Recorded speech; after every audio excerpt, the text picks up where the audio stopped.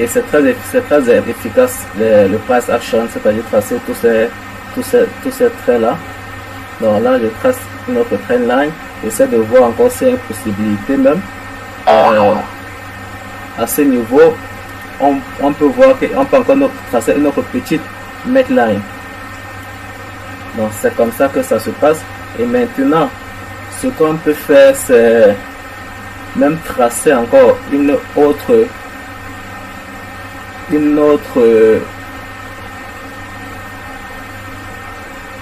trendline support. Donc c'est un peu comme ça qu'il faut faire en trading. En fait, dans cette stratégie, c'est-à-dire mettre le maximum de trendline et de neckline possible, mais l'essentiel c'est que ça ne vous embrouille pas. Donc là, il a mis ça en là, maintenant je suis passé en H1 pour voir. Bon, à ce niveau-ci, je peux encore tracer une autre petite trendline, ainsi.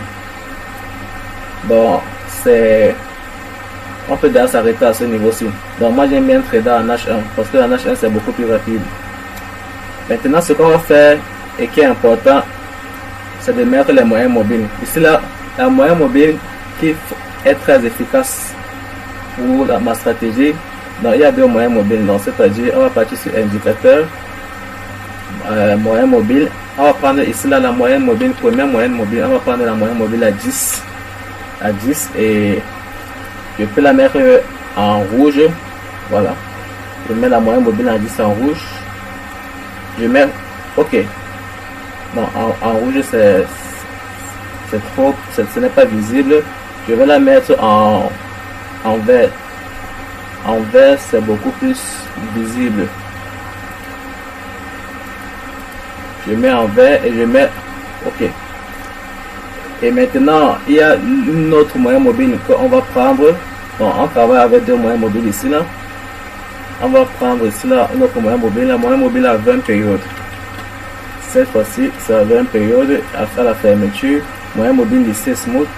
Et là on va mettre ça en bleu. Donc c'est comme ça que on va utiliser la moyenne mobile. Et il y a le RSI que j'aime utiliser. Donc on va partir RSI. Le RSI ici là c'est à 20 périodes. Donc on met ici là